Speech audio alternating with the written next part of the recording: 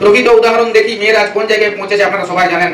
যদি কল্পনা চাওলার কথা যদি আমরা বলি, যদি সুনিতা উইলিয়ামসের কথা বলি, তারা আমাদের মেয়েদের গর্ব। তাছাড়াও ছোট ছোট ক্ষেত্রে বিভিন্ন রাজ্য স্তর থেকে শুরু করে জাতীয় স্তর থেকে শুরু করে বিভিন্ন স্তরে মেয়েদের একটা গুরুত্বপূর্ণ ভূমিকা রয়েছে। আজকে আমলাতান্ত্রিক প্রতিটি স্তরে আমরা দেখতে পাই যে নারীদের একটা উল্লেখযোগ্য ভূমিকা আছে। তারা সেখানে নিজের পায়ে দাঁড়িয়েছে। আজকে যেটা আগে হয়তো দেখা যেত না, আজকে আর ভারতবর্ষের আইন যেখানে প্রণয়ন হচ্ছে, আমাদের রাষ্ট্রপতি সম্মানীয়া দ্রৌপদী মুর্মু, উনি একজন নারী, উনি সেই জায়গায় দাঁড়িয়ে আছে।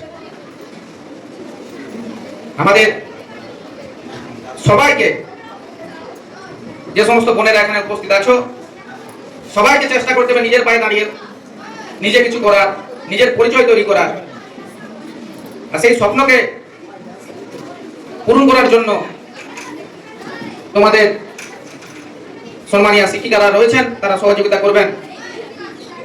এবং আজকের দিনে যে ব্যাধিটা হয়ে দাঁড়িয়েছে, যেটা আমি বলছিলাম বাল্য বিবাহ, সেটাকে রোধ করতে হবে। তার জন্য যদি কেউ কোনো অসুবিধায় পড়ো, তোমাদের শিক্ষিকাগণের সাহায্য নেবে, প্রশাসনের সাহায্য নেবে। সর্বোপরি আমি আছি তোমাদের সাথে। আজকে বিশেষ দিনে আমি এখানে উপস্থিত হয়েছি। আর আরেকটা কথা না বললেই নয়, যেটা আমি বলতে বাধ্য হচ্ছি। আমার সময় এখানে 12:30টার সময় আমার ছিল, কিন্তু বিশেষ কারণ নয়, আমার নিজস্ব স্কুল পিরাকাটা হাই স্কুল, যেখানে আমি ছোট থেকে পড়াশোনা করেছি, সেখানে সম্মানীয় এসপি ম্যাডাম উনিও উপস্থিত ছিলেন। উনি একটা দশে ওখান থেকে বেরিয়েছেন, ফলে ওনাকে ছেড়ে আমি বেরিয়ে আসতে পারিনি, একসঙ্গে ছিলাম। উনিও আমাদের কিন্তু একজন গর্ব। পাপিয়া সুলতানা ম্যাডাম, উনি একজন মহিলা IPS। তো তার জন্য আমি যথাসময়ে এখানে উপস্থিত হতে পারিনি, তার জন্য আমি ক্ষমা প্রার্থী।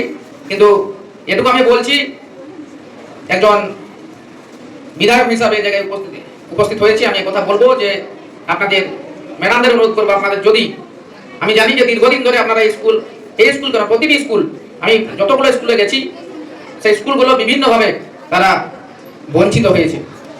তো সেই দিক থেকে আমি আপনাদের কথা দিচ্ছি, আপনাদের স্কুলের ডেভেলপমেন্টের জন্য যা যা প্রয়োজন হবে আপনারা নির্দ্বিধায় আমাকে জানাবেন, যাতে এই এলাকার সমস্ত বোনেরা সুন্দরভাবে পঠন পাঠন করতে পারে, তাদের যাতে না অসুবিধা হয়, সেই দিকে নজর রেখে যা যা করণীয় আমি একজন বিধায়ক হিসাবে আমি এই স্কুলে করব।